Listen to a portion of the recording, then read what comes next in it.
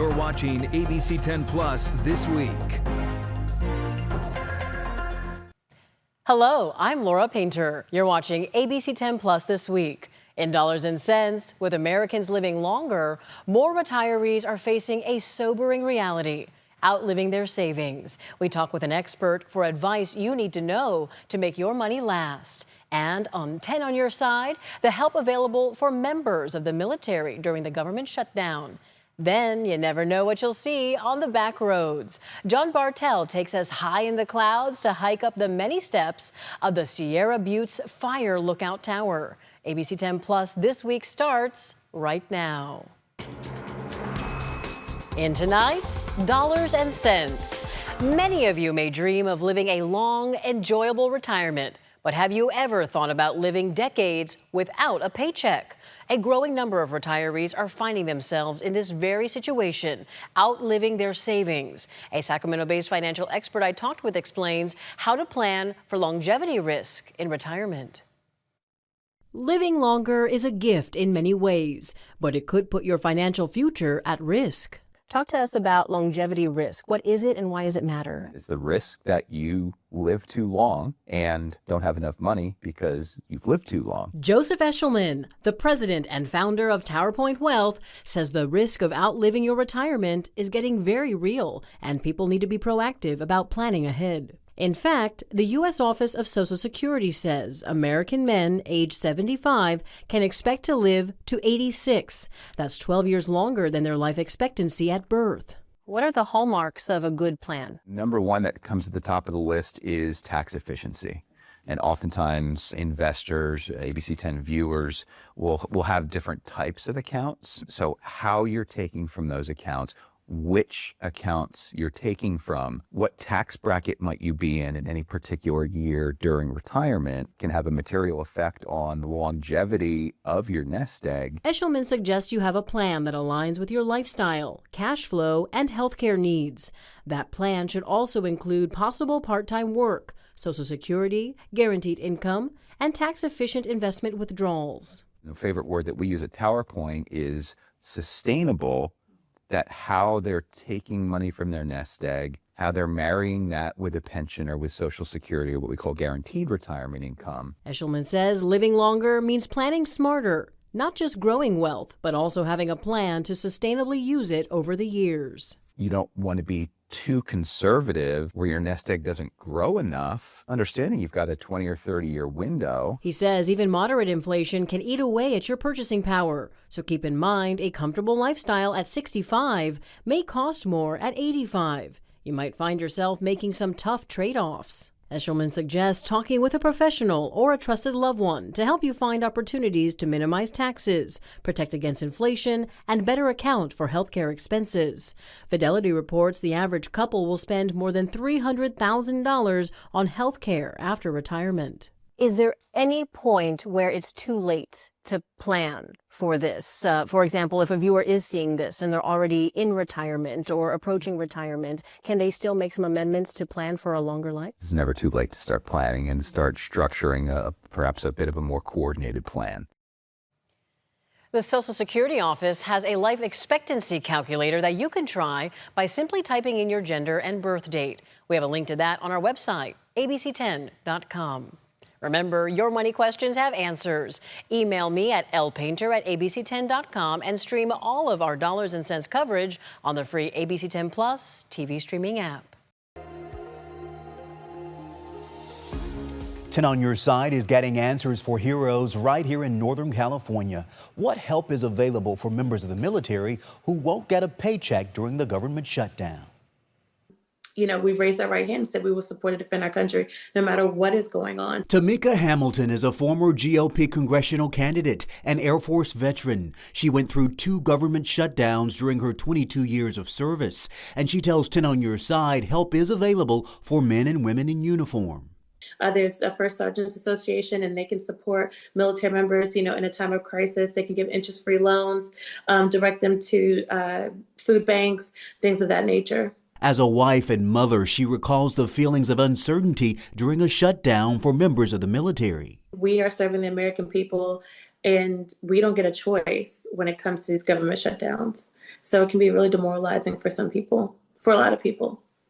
Well, for the military, there is a backup program. It's existed in the past shutdowns. Congressman John Garamindi's office tells 10 on Your Side programs like Army Emergency Relief may provide an interest-free loan equal to the amount of one paycheck up to $6,000 for soldiers and families who experience financial hardship due to a lack of pay. Soldiers must repay the full amount within 30 days. So at Travis Air Force Base, where we have nearly 11,000 active duty, reserve, as well as civilians working, their paycheck will not be available after October 1st. However, the credit unions, Travis Credit and other credit unions and other programs will be available to provide no interest loans to cover them. And Hamilton encourages the community to help our men and women in uniform as well. You can easily go on Air Force pages. They're public, and connect with first sergeants and say, hey, I would like to help a military member. A lot of churches are connected to military bases in some form or fashion, and they can do that. There's also churches on base. It's a quick Google search, and they can connect with leadership there and say, hey, I just want to help. We'll have a full list of other resources to help on our website, abc10.com. Meanwhile, do you have a problem and don't know where else to turn? Email me at onyourside@abc10.com. The redistricting battle in California could trigger another election, leaving some congressional seats wide open. So I want to take you out to District 1 right now. This is the current map of what District 1 looks like. Under the proposed changes, this is what the possible new map could look like. Currently, incumbent Congressman Doug LaMalfa could face new challengers if the maps pass. So you'll hear from him and also the candidates who say they're ready to step in. More than 760,000 people live in California's current 1st Congressional District. It stretches across small towns like Richvale, Willows, Durham, and Chico, a region that plays a critical role in California's agricultural economy.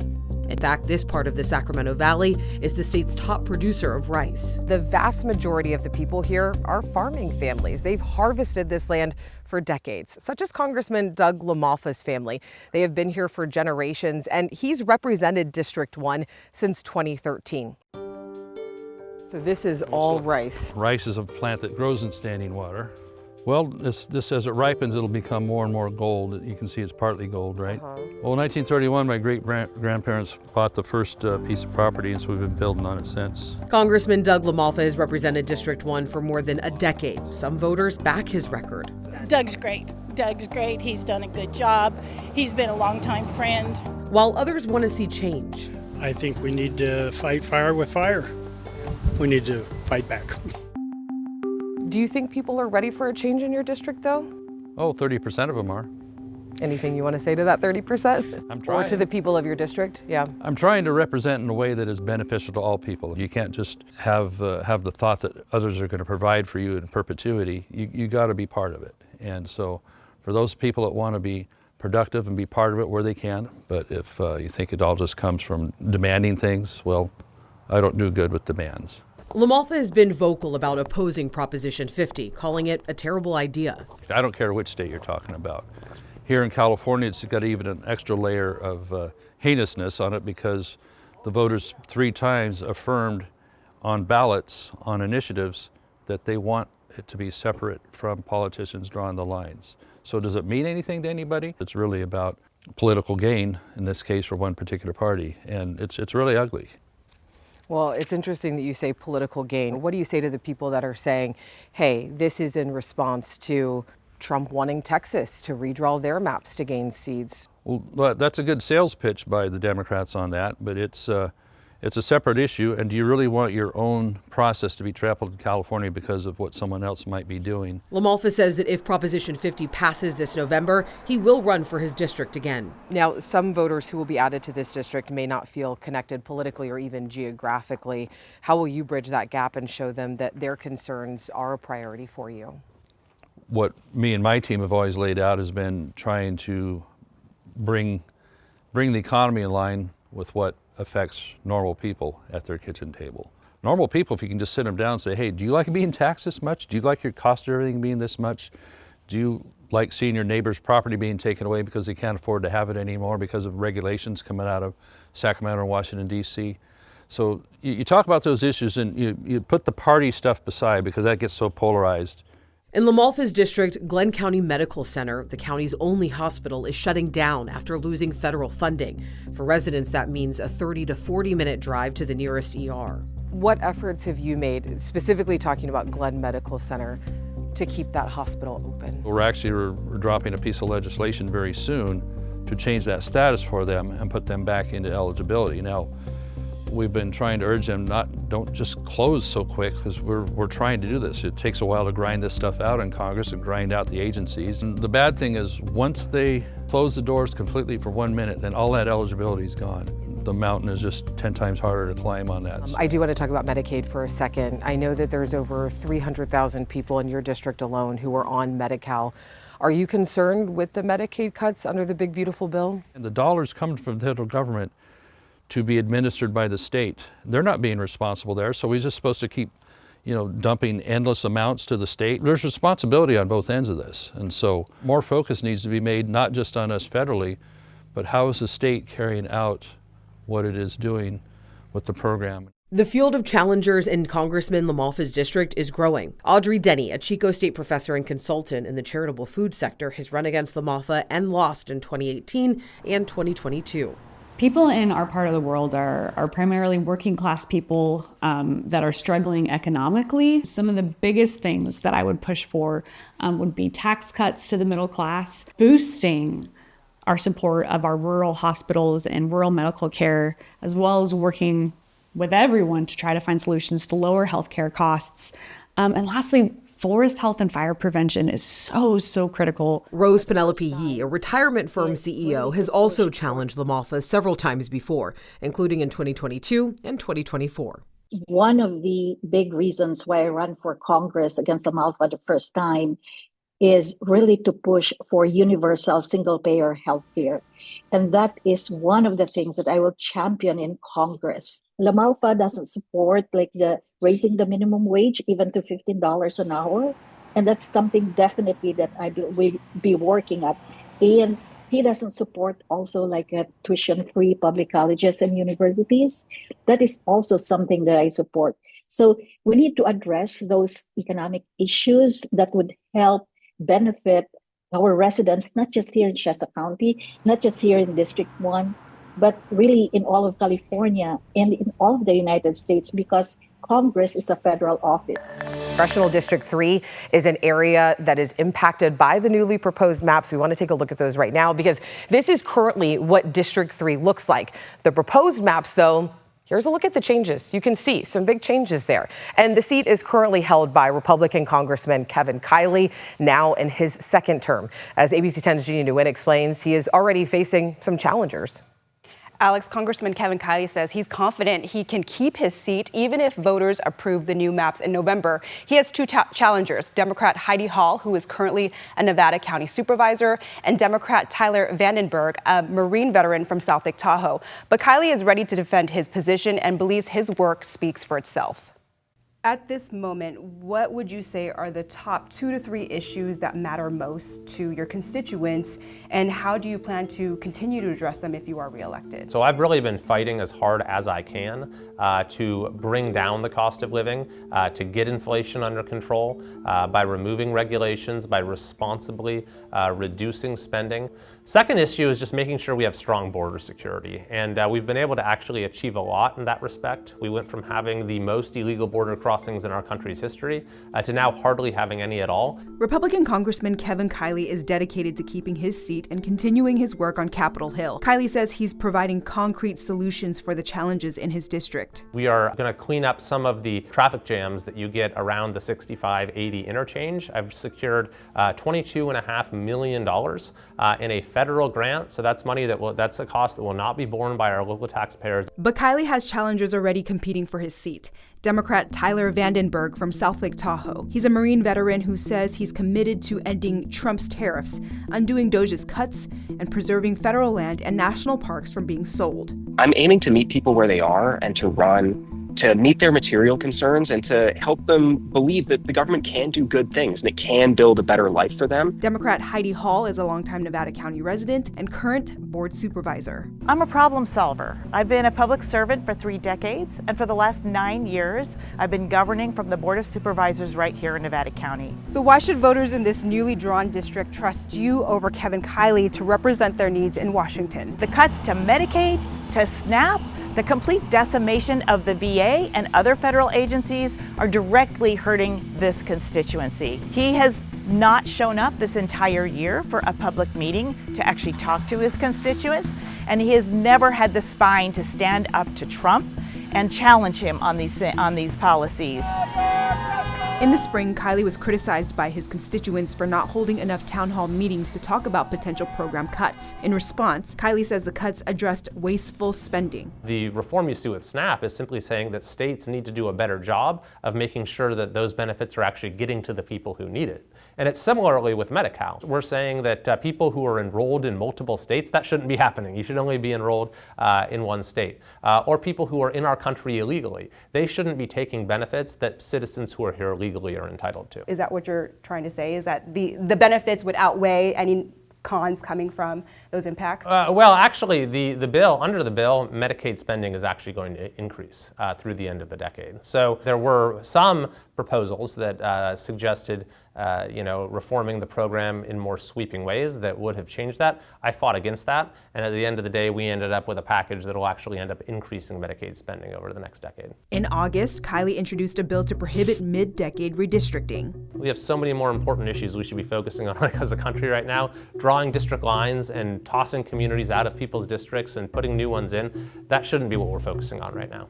Do you think the president would sign this piece of legislation? I certainly hope he would, yeah. To introduce legislation right now that Kiley is doing is pure hypocrisy.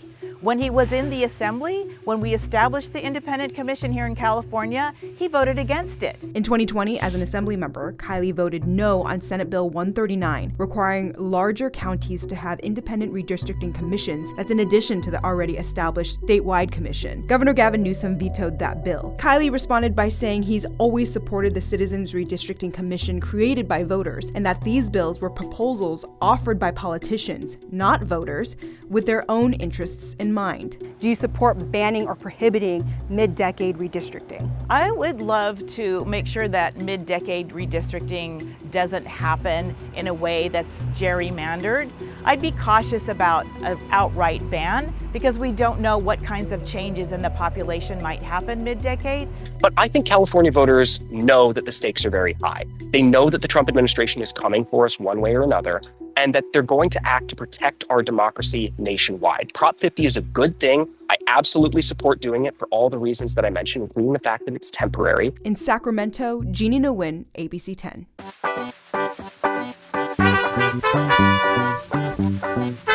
On 500,000 acres around Lodi, vineyards stretch as far as the eye can see.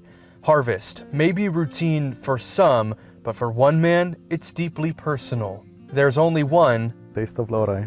Gerardo Espinosa. I think I was probably one of the first Mexican-American or Latino producing wine in this region. Gerardo Espinosa didn't just grow up among the vines. His grandparents planted the roots of a family legacy here, chasing the American dream through hard work in the fields. The farming, it's in our blood. It all starts with my grandfather. My grandfather immigrated here in the 1940s. During the Bracero program. He grew up in Mexico. When he immigrated to the States, he was about 15 years old, so he was young. He was working in the fields. He always wanted to give us the best. His grandparents' years of labor turned into owning a home, the first fruits of their harvest. And we were all born and pretty much raised in Mexico. I immigrated to the States, finished high school. So I was in my teens when I actually did. My mom decided to stay with the family here.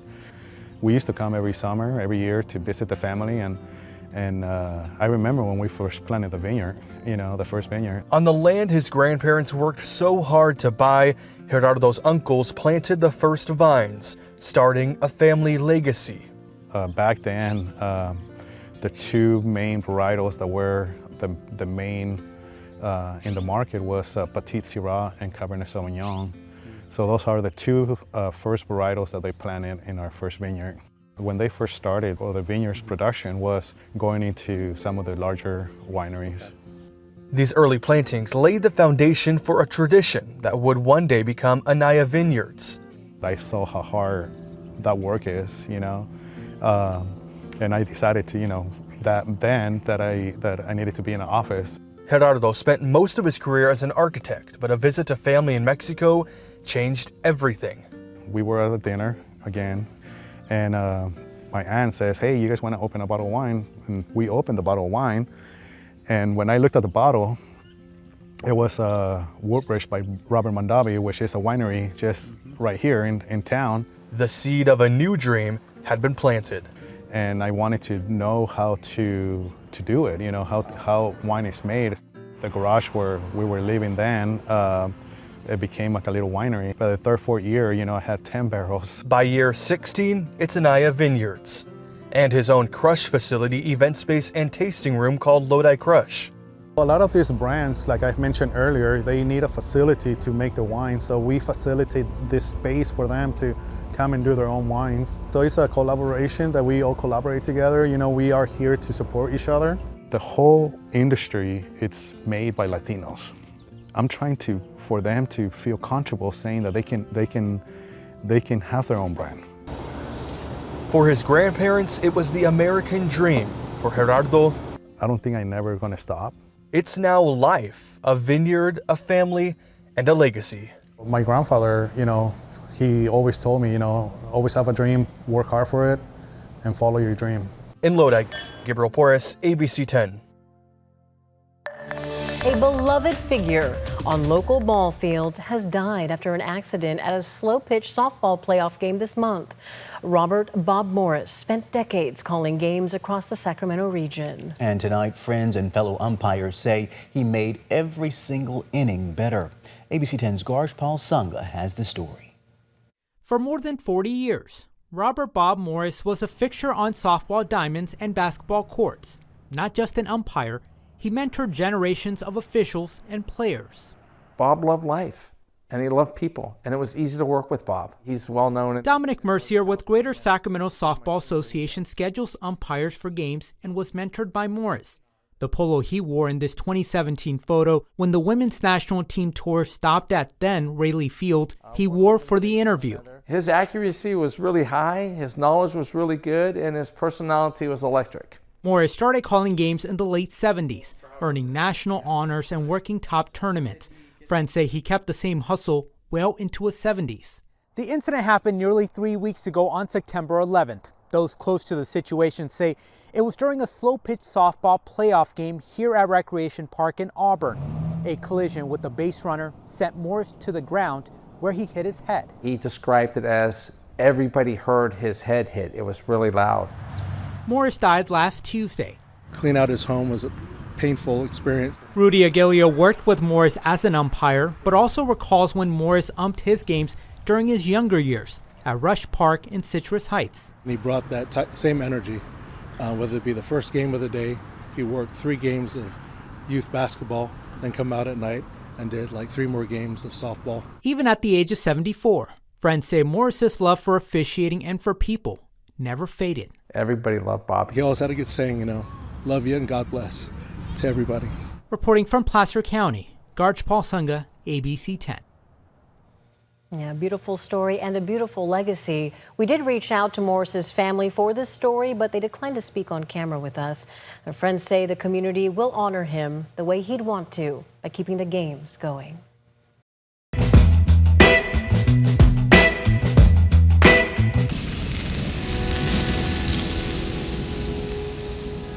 In 1910, a massive wildfire wiped out more than 3 million acres of federal wildlands in 3 states. It was one of the largest fires in U.S. history, but out of the ashes, the newly formed U.S. Forest Service started building fire lookout towers. In one of those towers was the Sierra Buttes Fire Lookout.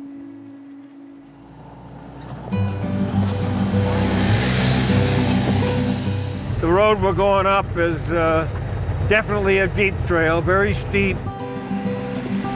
The tower is in a remote part of the Tahoe National Forest. To avoid a 6-mile hike, we hitched a ride with the Sierra County Land Trust, who maintains the land and the trails that lead up to the lookout.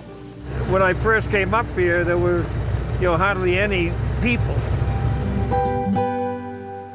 Rich Ekabachi didn't build the original 1915 lookout, but he did oversee the construction of the 1963 rebuild, which included a very key component to this historic tower, the iconic stairs. I figured about a 200-pound snow load on all the stuff, but that wasn't a big issue because the wind blew all the snow off. Standing at 8,587 feet above sea level, the only way to get to the tower, other than rock climbing, is to trudge up the precariously placed maze of aluminum steps. How many steps do we have? Well, about 180. Rich was a 26-year-old engineer for the Forest Service when he designed the stairs. Now 88 years old, the active retiree likes to check over his work every few years. Are we almost there? Almost there. Woo!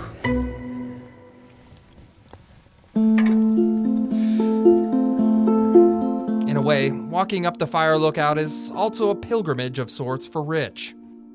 It is definitely magical, spiritual, challenging. You get up here, you've done something. Like many fire lookouts, sophisticated cameras replace the humans who once lived up here for weeks looking for signs of smoke that may rise up at any moment over miles of forest land. Inside there was a bed, there was a sink, a stove. Now locked up and beaten by the weather, Rich has mixed feelings about the lookout. On one hand, it's an outdated government tool, but on the other, it's a testament to his past. My kids have to spread my ashes up here. Bring it up high and let it go down. Only an old Forest Service person would probably think. I'm very old.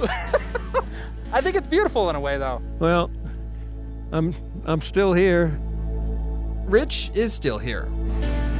And as long as he is, he'll continue his tradition of climbing the fire lookout, reminiscing on the old days with family. Open old sesame. And eating some of his homemade apple crisp cobbler. This is really good, Dad. There we go. Is it really good? Here's to many more years and many more steps, Rich. From the Sierra Buttes Fire Lookout, I'm John Bartell. Hope to see you on the back roads.